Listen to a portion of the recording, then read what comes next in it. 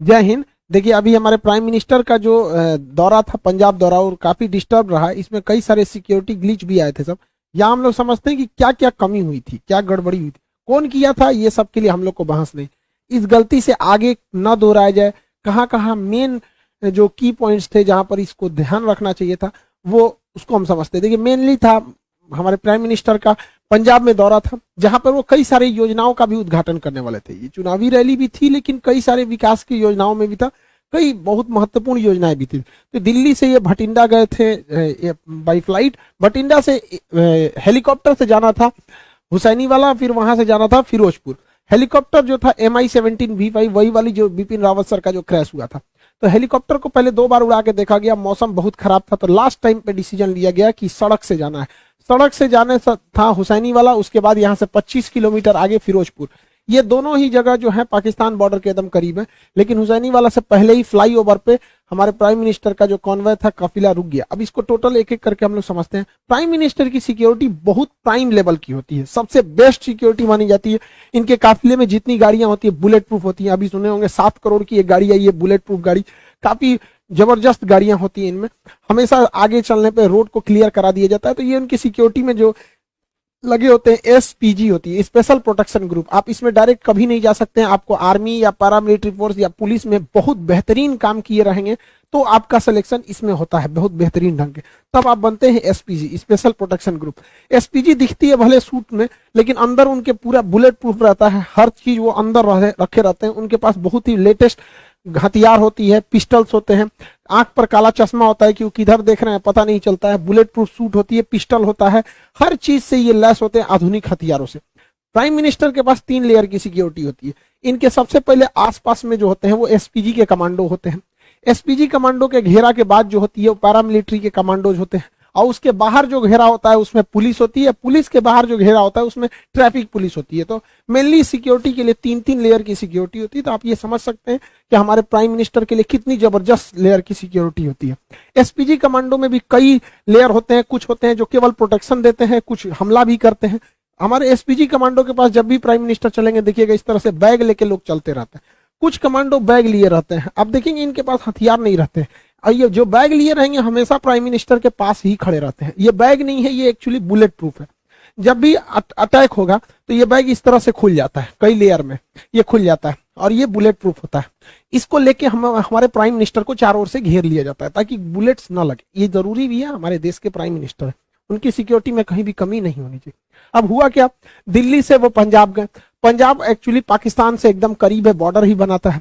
तो पंजाब में यहाँ पर है फिरोजपुर, आप देखिए पाकिस्तान से एकदम सट के है यहाँ पर। तो यहाँ जब गया, भटिंडा एयरपोर्ट पर उतर गया। भटिंडा एशिया की सबसे बड़ी सैनिक छावनी है, बहुत ज्यादा, वहां लगभग 1.5 लाख फौजी रहते हैं वहां पे। तो भटिंडा के बाद, भटिंडा तो जहाज से लैंड किए, उसके बाद हेलीकॉप्टर से जाना था, मौसम खराब था, इस वजह से ये इन्हें सड़क से जाना पड़ा। यहीं से गलतियां चालू हुई। एक एक करके गलती समझते हैं। 100 किलोमीटर लंबी सड़क को क्लियर कराने की जिम्मेदारी पंजाब पुलिस की थी।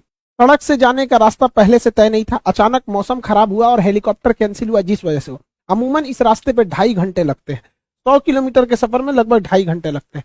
महज 3 घंटे के सूचना पर इसे खाली करा लिया गया। इस पे SPG को सवाल उठाना चाहिए कि जहां 2.5 घंटे लगते हैं, 100 किलोमीटर लंबा है, इस पे आप इतना जल्दी क्लियरेंस कैसे दे सकते हैं यहाँ पर। तो यहाँ SPG को आपत्ति जताना चाहिए, और यहाँ पे पंजाब पुलिस के DGP को साथ रहना चाहिए, लेकिन वो वहां उपलब्ध नहीं थे। ये गलती थी, वहां पे उन लोग को एक्सेप्ट करना चाहिए। यहाँ पर इन लोग से ये गलती हुई है। यहाँ पर कॉन्वे सबसे ठीक ठाक चल रहा था। अगली गलती देखिए क्या होती है।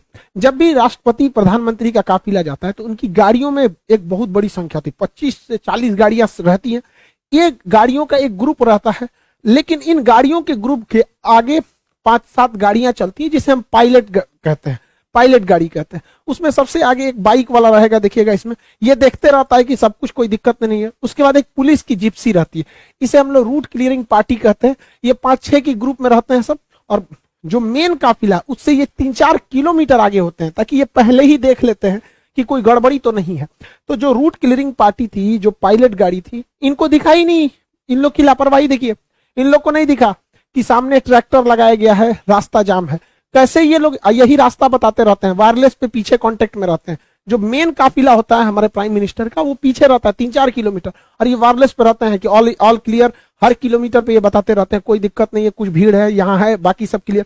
इन लोग को नहीं दिखा कि किसान ट्रैक्टर लेके एक सड़क के किनारे आए हैं, तो इन लोग की भी गलती है, पहले पायलट क्लियरेंस दिया कैसे गया और सड़क पर फंस कैसे गया। तो यहाँ पे भी एक गलती हुई जो पुलिस की गलती थी। अब तक जो गलती बताई ये सारी पुलिस की थी। अब एसपीजी से कहां कहां मिस्टेक हुआ उसको हम समझते हैं। स्पेशल प्रोटेक्शन ग्रुप बहुत बेहतरीन है, उनके अरुण कुमार सिन्हा, AK सिन्हा जी हैं, चीफ हैं, अभी IPS अधिकारी हैं, ये बहुत हायर रैंक होता है। कितना बड़ा ये लोग बेवकूफी किए हैं जरा सोचिए। PM का काफिला लगभग आधे घंटे 20 से 30 मिनट फ्लाईओवर पे रोका है लोग। ये लोग बुद्धि देखिए ये लोग का, मतलब पुल पे रोक दिए हैं प्राइम मिनिस्टर को। क्यों? तो भैया पुलवा आगे से जाम है। अच्छा ये बताओ अगर पीछे से जाम कर देता तो पुलवे पे अटक जाता। अरे भैया अगर आपको 20 मिनट रोकना था, आपको लग रहा था जाम है, तो थोड़ा सा पीछे आके रुकते हैं। पुलवा पे चढ़ के काहे लिए रोके हैं? फ्लाईओवर पे हमारे प्रधानमंत्री को रोक देंगे भाई? ये NSG SPG से सवाल होना चाहिए कि, और ये प्रोटोकॉल में लिखना चाहिए, हिस्ट्री में जो डिफेंस है उसमें पढ़ाना चाहिए कि किसी भी प्राइम मिनिस्टर, राष्ट्रपति या VVIP को फ्लाईओवर पे नहीं रोक सकते। यहाँ 20 मिनट रोक दिए। अगर दोनों ओर से प्रदर्शनकारी के रूप में कोई और अभी आ जाता, क्योंकि ये बॉर्डर से एकदम महज 20 किलोमीटर यहाँ से पाकिस्तान आ जाता है, पाकिस्तान की सीमा चालू हो जाती है, तो काफी करीब है। और नीचे से अगर फ्लाईओवर को उड़ा देता सब कोई ID या विस्फोटक लगा के, तो सारा काफिला नीचे चलाता है यहाँ पे। ऐसा तो दिमाग लगा रहे हैं लोग। भाई आप थोड़ा सा पीछे हट जाते, सड़क पे रहते, कभी कुछ होता तो भाग तो सकते थे इधर उधर। फ्लाईओवर दोनों ओर से जाम हो जाता, कहाँ जाते हैं आप लोग? यहाँ पे गलती SPG की थी। यहाँ पर आप लोग को जवाब देना चाहिए। हम लोग तो भाई बताते हैं कहाँ गलती। दूसरी गलती, फ्लाईओवर पे जब हमारे प्रधानमंत्री कह रहे हैं कि हम जिंदा वापस आ गए, मतलब सिचुएशन क्रिटिकल हुई होगी वहां पर, तभी वो ऐसा स्टेटमेंट दे रहे हैं। जब इतना स्टेटमेंट हो गया और आपको वापस लेके आना है तो आप आधा घंटा बाद लेके आइएगा जी।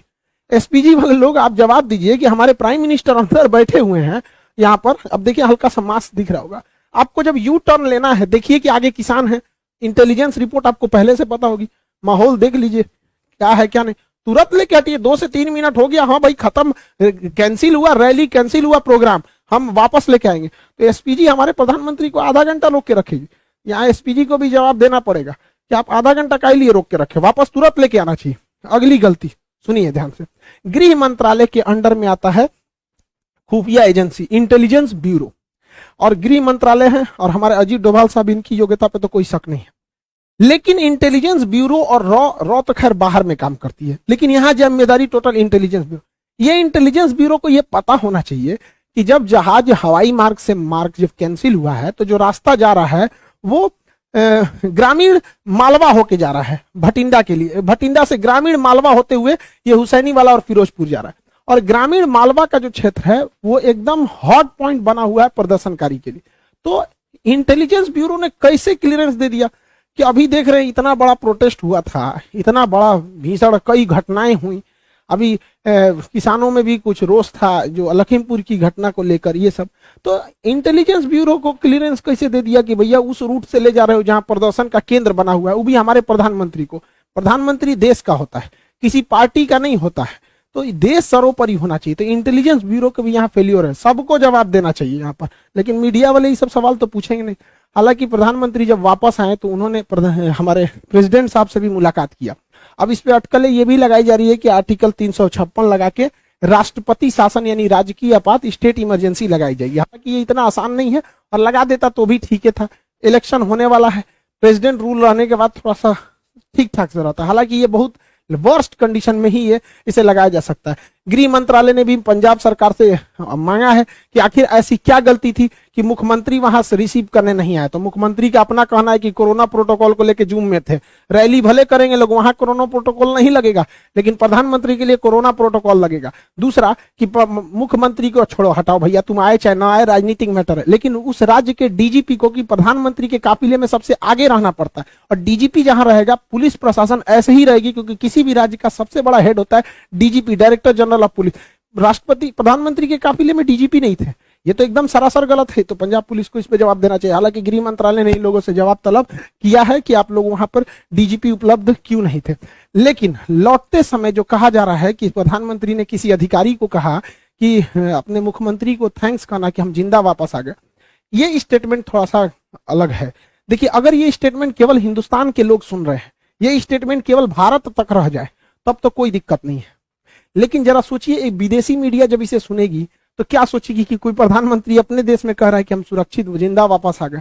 आप ये बोल सकते थे प्रधानमंत्री के कार्यालय के जो भी अधिकारी हैं कि हम सुरक्षित वापस आ गए, लेकिन जो होता है ना कि जिंदा वापस आ गए, काफी हार्ड वर्ड हो जाता है ये, कि मतलब आपने ऐसा बोल रहे हैं, क्योंकि देश आप ही का है। अल्टीमेटली आप कहीं भी जाते हैं तो हमारे प्रधानमंत्री से ही हमारी पहचान होती है। कोई राज्य के मुख्यमंत्री को नहीं जानता है, किसी को नहीं पता कि अमेरिका के 50 राज्यों में किसी एक राज्य का मुख्यमंत्री का नाम, सब वहां जो बाइडेन को जानते हैं। अगर मान के चलिए पुतिन कहते हैं कि बहुत धन्यवाद कहते हैं उस राज्य के मुख्यमंत्री को कि हम जिंदा वापस आ गए, तो भारत के लोग क्या सोचेंगे? आपको जानकर ताज्जुब होगा, चीन का राष्ट्रपति शी जिनपिंग पिछले 2 साल से कहीं नहीं गया है, क्योंकि वहां गृह युद्ध का माहौल चल रहा है, लेकिन उसकी मीडिया ने इसको छुपा के रखा है। उसके प्रधानमंत्री वर्चुअल मीटिंग में जाते हैं, अभी तक कहीं 2 साल से बाहर नहीं निकला, क्योंकि आंतरिक कलह चल रहा है। तो ये जो स्टेटमेंट है, अगर इंडिया तक में है तो कोई दिक्कत नहीं, किसी को भी कोई दिक्कत नहीं, लेकिन खुद से सोच के देखिए, जो बाहरी मीडिया, ये इंटरनेशनल जो लीडर हैं, ये क्या सोचेंगे?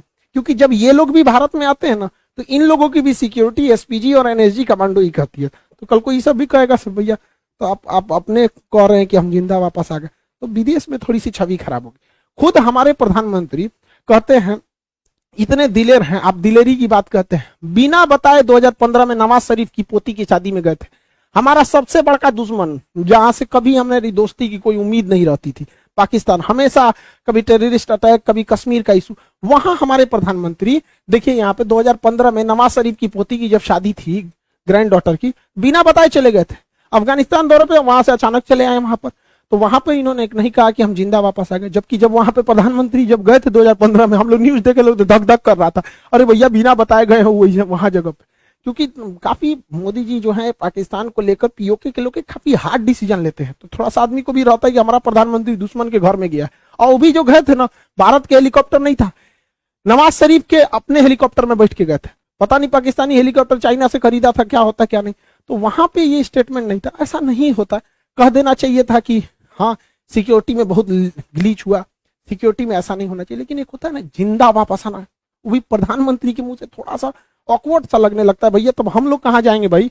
प्रधानमंत्री के ऊपर हर महीने 50 करोड़ रुपए खर्च होते हैं सिक्योरिटी में। एक दिन में 1 करोड़ 60 लाख पर दिन का खर्चा है, अगर ये दिल्ली में बैठे हैं तो। और बाहर जाएंगे तो प्रतिदिन 2 से 2.5 करोड़ रुपए खर्च लगेगा। तो 2 करोड़ रुपए प्रतिदिन का खर्च के आधार पर अगर ऐसा स्टेटमेंट आता है, तो फिर एसपीजी को सोचना चाहिए भैया आप किस तरह की सिक्योरिटी दे रहे हैं कि प्रधानमंत्री करें। और ऐसा नहीं है कि केवल पहली बार जाम में फंसे। 2017 में नोएडा मेट्रो के उद्घाटन में खूब हमारे प्रधानमंत्री जाम में फंस गए थे, तो उस समय कुछ अधिकारियों को ट्रैफिक के सस्पेंड भी किया गया था। 2 बार फंसे थे 2018 में, समझ में गया कि नहीं? अब देखिए यहाँ पर पब्लिक है और ये हमारे प्राइम मिनिस्टर है, यहाँ से भी तो कुछ अगर अनहोनी रहना रहेगा तो यहाँ से भी हो सकता है।